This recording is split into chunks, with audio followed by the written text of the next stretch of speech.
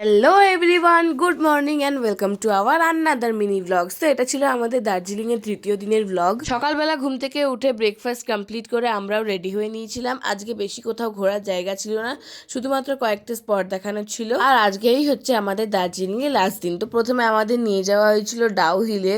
ওখানে মানে এত ভালো লাগছিল আমাদের, আমরা ওখানে অনেকক্ষণ ছিলাম, ওখানে অনেকক্ষণ বসেছিলাম, সবাই মিলে বসে গল্প করছিলাম, আমাদের একটু মনও খারাপ ছিল। তো তারপর ওখান থেকে আমরা বেরিয়ে আসি, বেরিয়ে এসে এখানে একটা মোমো ট্রাই করি।